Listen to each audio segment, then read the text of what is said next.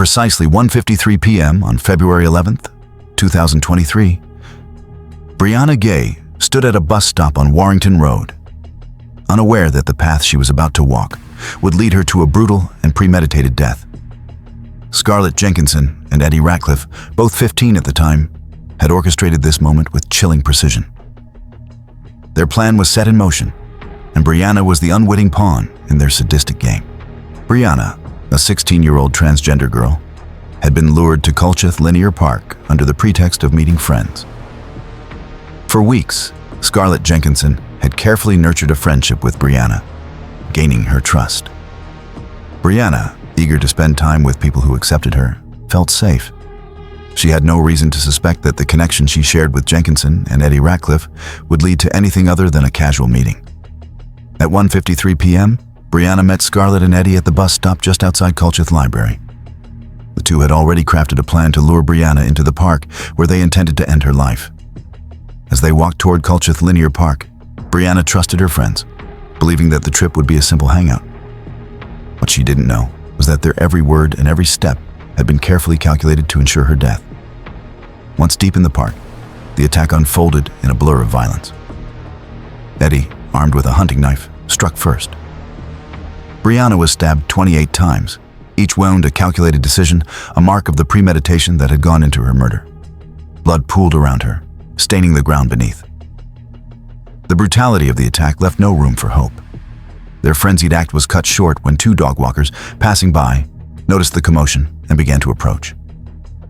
In their panic, Jenkinson and Ratcliffe fled, leaving Brianna's lifeless body behind in the dirt, the echoes of their footsteps fading in the distance. The dog walkers immediately called the police at 3:13 p.m. By 3:25 p.m., officers arrived at the scene. Brianna's body, already cold, was surrounded by evidence of the brutal attack. Paramedics performed CPR, but there was no saving her. She was declared dead at 4:02 p.m., less than 2 hours after the first text she'd sent to her mother that morning.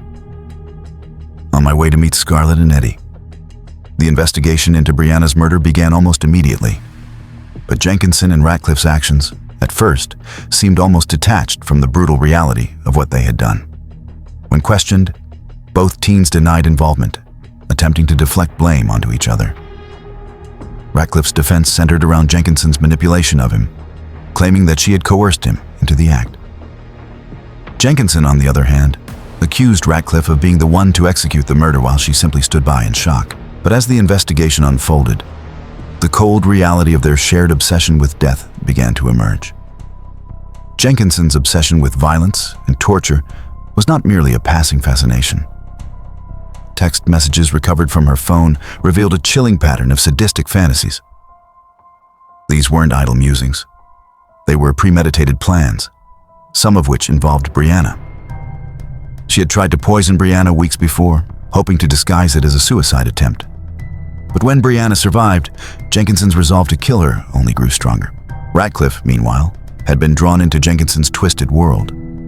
His personality was quiet, reserved, and socially awkward, but his involvement in the murder reflected a darker part of him, a willingness to participate in something he didn't fully understand, but followed through with nonetheless.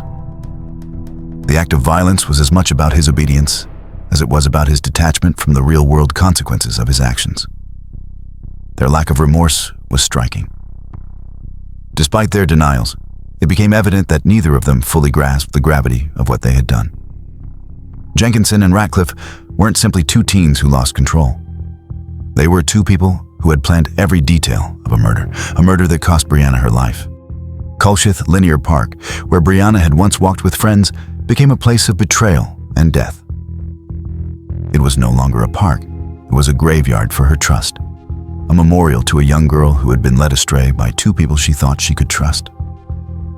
The hunting knife, which Ratcliffe had bought while on a skiing trip, stood as an emblem of the violence that had been calculated and carefully executed. It wasn't just the weapon used to end Brianna's life. It was the instrument of a deeper, more insidious plan. It symbolized the power they sought to wield over someone who had once been their friend. Brianna's death transcended the crime itself. It wasn't just a teenager's murder. It was a tragedy that spoke to the wider issue of trust, manipulation, and the tragic consequences of unchecked hate. Brianna, a transgender girl struggling to find acceptance, had been targeted not just because of her identity, but because of her vulnerability.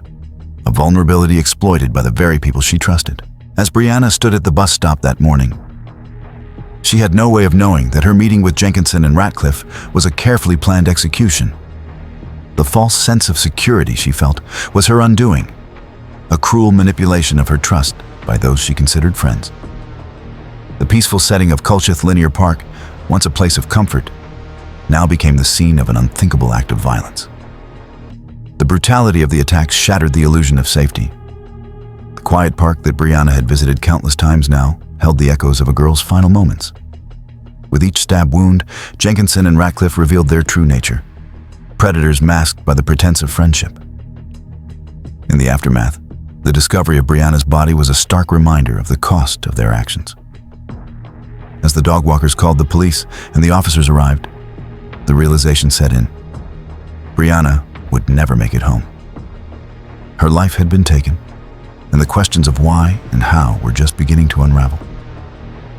As the investigation continued, the messages between Jenkinson and Ratcliffe revealed a disturbing narrative of obsession and malice.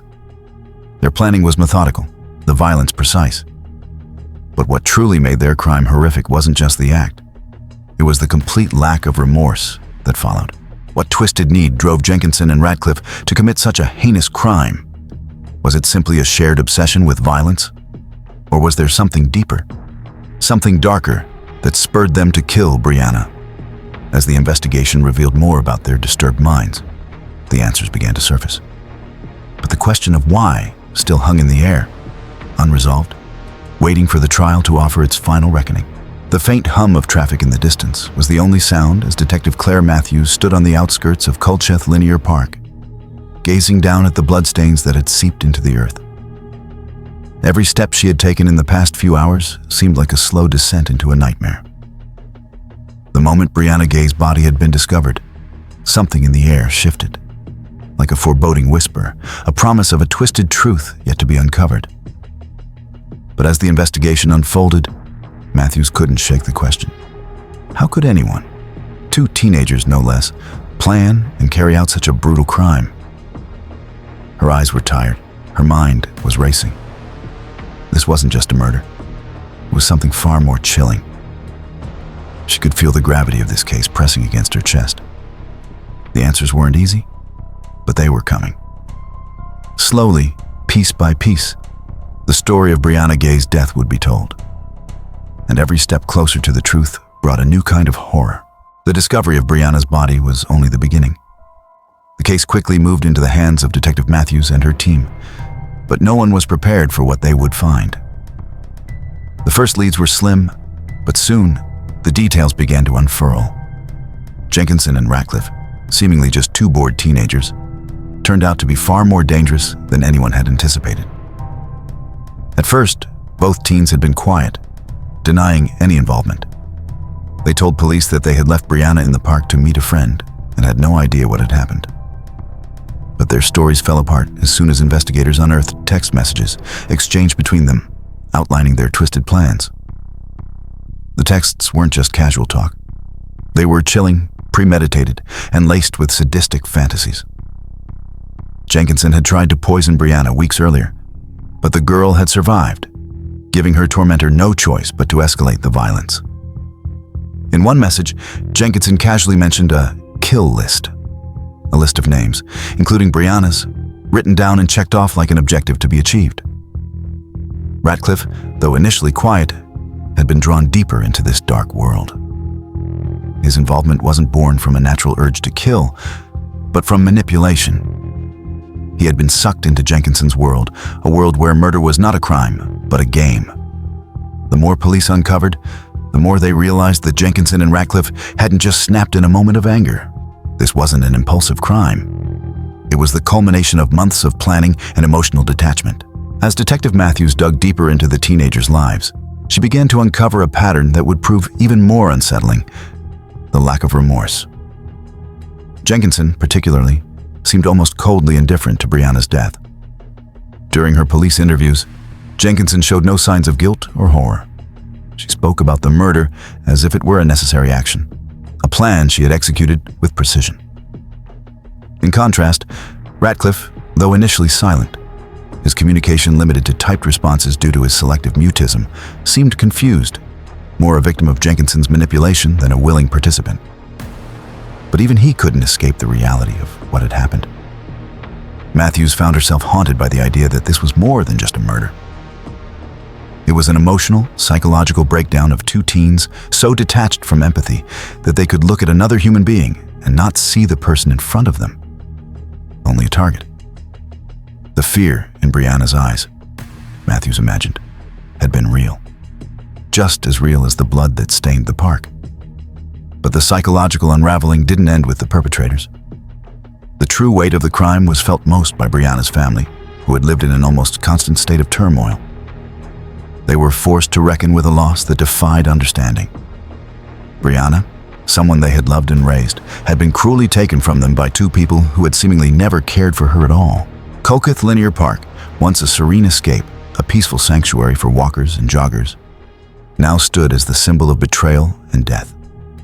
What had once been a place of refuge for Brianna and others had now become a place where her trust had been murdered. The hunting knife, recovered from Ratcliffe's bedroom, emerged as the literal and metaphorical weapon of destruction. Not just a tool used for Brianna's murder, but a symbol of how Jenkinson and Ratcliffe had been consumed by their shared fascination with violence. The knife itself was cold, impersonal. It was the culmination of their dark obsessions. The bloodstains left behind were not just evidence. They were a permanent reminder of the fractured humanity at the heart of this crime. Each step closer to the truth would reveal more of the twisted layers beneath the surface. A story not just of murder, but of deep-rooted hate, manipulation, and a complete disregard for life.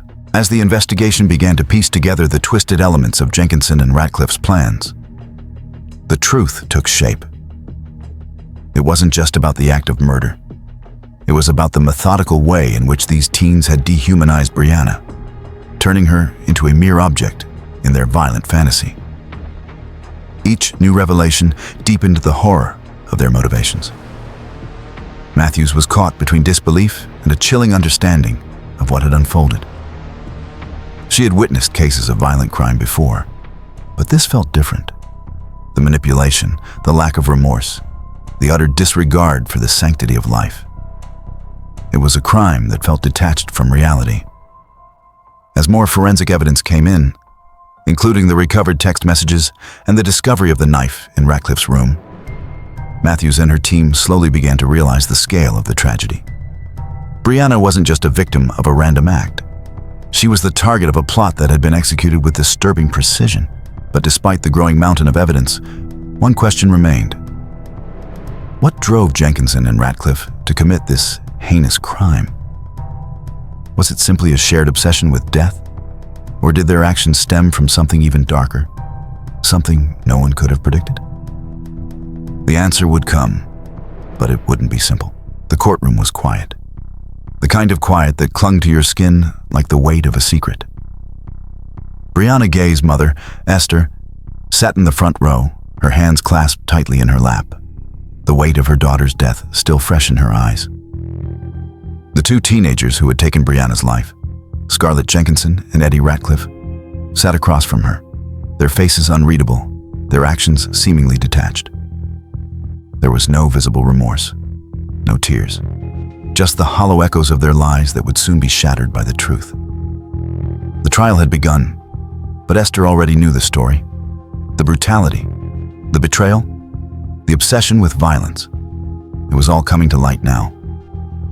But there was still one question, one aching mystery that remained unsolved. Why? Why had they chosen Brianna? Why her? The trial was underway, and the tension in the courtroom was palpable. Every eye in the room was focused on Scarlett Jenkinson and Eddie Ratcliffe, the two teens whose actions had forever changed Brianna's family and the community. The jury had already heard the damning evidence, the text messages, the handwritten notes, and the recovery of the murder weapon from Ratcliffe's bedroom. These pieces of evidence painted a clear picture. Jenkinson and Ratcliffe had carefully planned Brianna's death, and Brianna had been nothing more than a target in their twisted game. Scarlett Jenkinson's defense claimed that her fascination with violence was merely fantasy, a dark obsession that had no bearing on reality. But the jury saw beyond that. Jenkinson's actions didn't match the defense's narrative of harmless daydreams. She had lured Brianna into a trap, using the trust she had built with her to orchestrate the murder. The chilling messages exchanged between the two teens revealed their dark premeditation. They had discussed poisoning Brianna with ibuprofen weeks earlier. When that didn't work, they made a backup plan, a hunting knife, a tool to finish what had been started. Eddie Ratcliffe's defense, meanwhile, focused on his vulnerability, his autism and selective mutism. But the evidence painted a different picture. Ratcliffe had not only been present, he had participated. He had stabbed Brianna in a frenzy as Jenkinson watched. He was not merely a passive bystander. He was complicit, and the emotional toll on him was evident as his actions unraveled in the courtroom. The emotional impact of the trial was not just felt by the Ghey family, but also by the jury and the broader community. As each new detail emerged, it became clear that this crime was not an isolated event. It was part of a deeper, darker pattern in the lives of two teenagers whose fascination with violence had spiraled beyond control. Jenkinson's detachment was particularly unsettling. In court, she showed no remorse for what she had done. Her body language was closed off, and her words, when spoken, were devoid of any emotion. It was as though she had disconnected from the reality of her actions, treating the trial as an inconvenience rather than a reflection of the pain she had caused. Ratcliffe, on the other hand, seemed to struggle with the weight of his involvement. His inability to fully express himself made it difficult for him to convey the depth of his internal conflict. Yet, his actions spoke louder than words ever could. He had chosen to participate in Brianna's death. His vulnerability didn't absolve him. Instead, it served as a stark reminder of the dangers of manipulation and the lasting consequences of unchecked influence. As Brianna's mother, Esther, listened to the testimonies, she felt herself pulled deeper into a cycle of grief and disbelief. Her daughter had been betrayed by someone she considered a friend. The trust that Brianna had placed in Jenkinson had been exploited, and in the process, Brianna's life had been violently taken. The trial was not just a legal battle. It was a reckoning. Brianna Ghey's death had become a symbol of something far greater than just one teenager's murder. It was a reminder of the vulnerability of trans youth, the dangers they face, and the unthinkable cruelty that can emerge when hate is allowed to fester unchecked. The courtroom itself seemed to hold this weight. It was no longer just a place for legal proceedings. It had become a symbol of justice, the place where the truth would be told, even if it was painful. Brianna's name, her life, her struggle, these were now etched into the very fabric of the legal process. Every word spoken in that room was a small step toward reclaiming her story and ensuring that her death was not in vain. The hunting knife, recovered from Ratcliffe's bedroom, was more than just the murder weapon. It was a metaphor for the cold, calculated nature of the crime. It represented the twisted reality of Jenkinson and Ratcliffe's minds, sharp, unfeeling, and capable of causing irreparable harm. But even as this symbol of violence sat before the court, the real damage lay in the psychological toll it had taken on Brianna's family and the community as a whole. The trial began with a clear sense of direction. The opening statement set the stage for what was to come, but the true weight of the crime wouldn't come to light until the evidence was presented. As the jury listened to the text messages exchanged between Jenkinson and Ratcliffe, it became clear that this wasn't a spur-of-the-moment crime. It was the culmination of weeks of planning, each message revealing a new layer of the perpetrator's dark desires.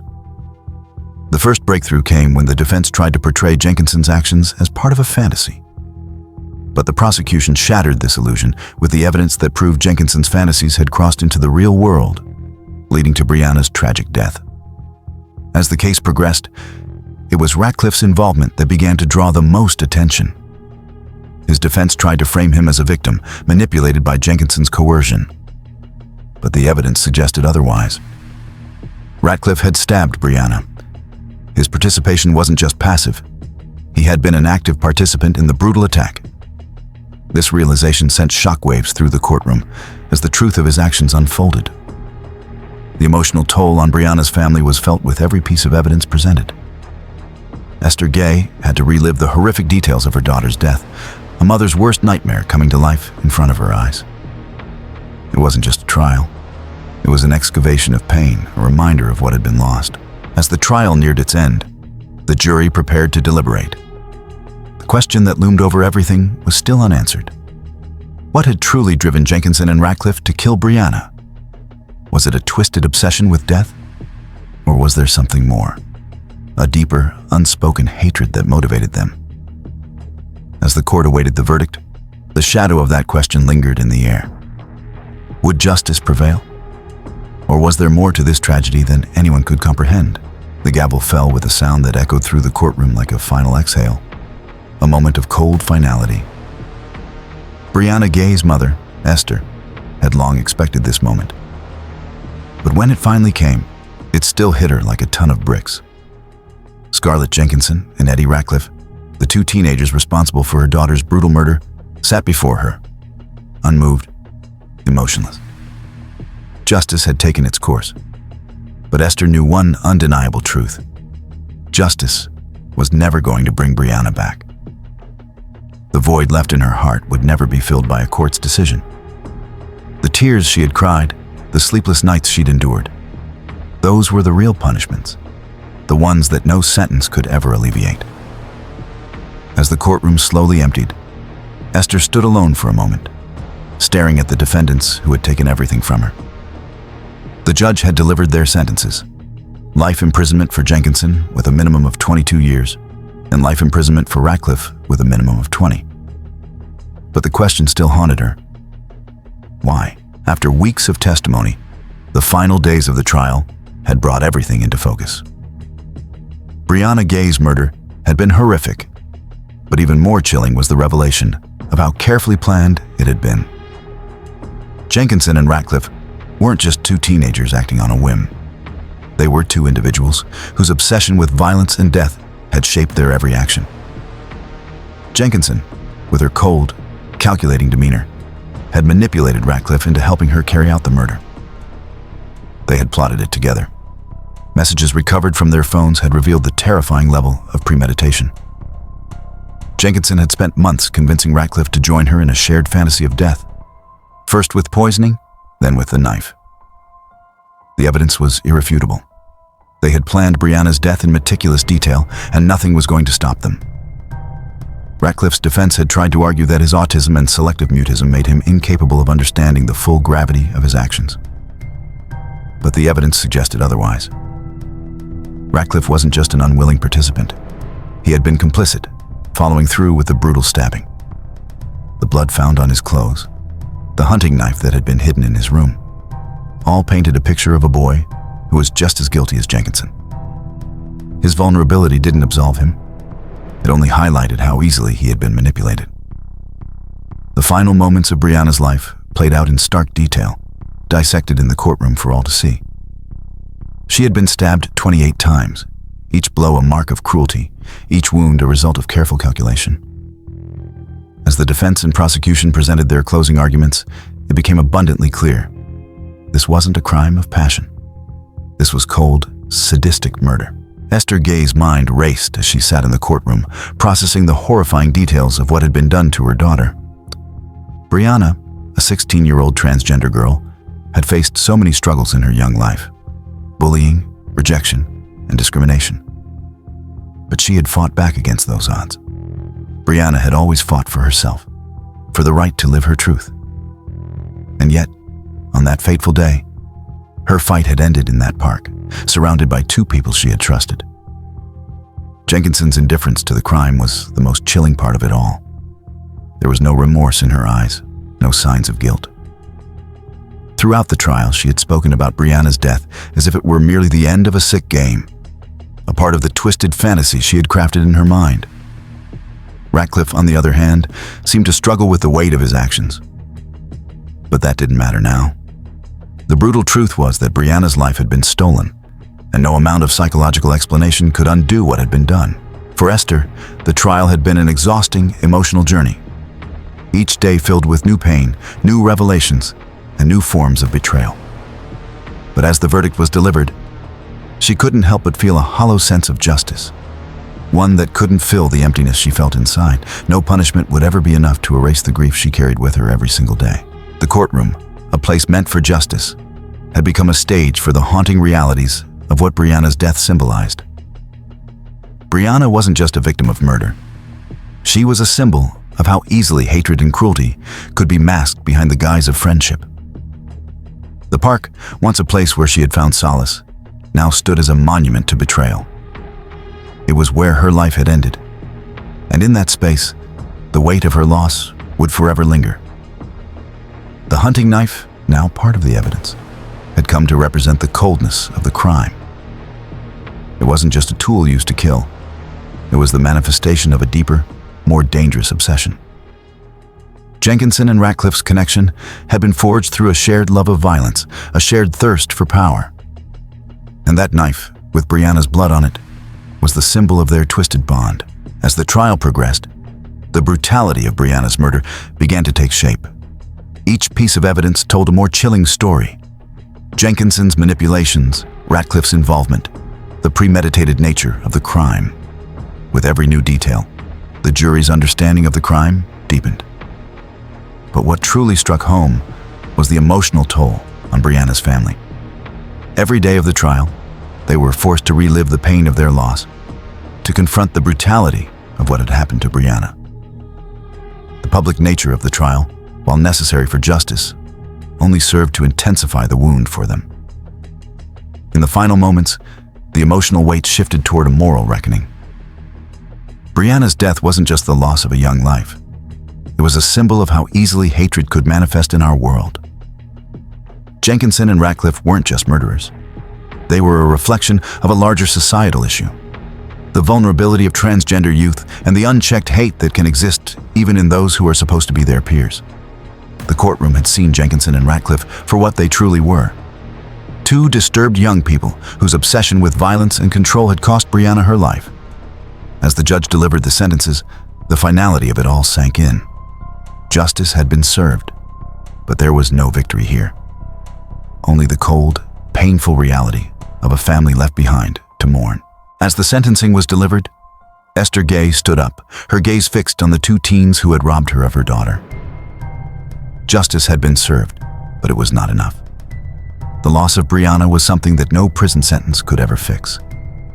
There would be no easy closure, no comforting ending to this tragic story. Jenkinson and Ratcliffe were now just another statistic in a world where the vulnerable are often preyed upon. And as Esther left the courtroom, one question lingered in her mind. Will the world ever truly change?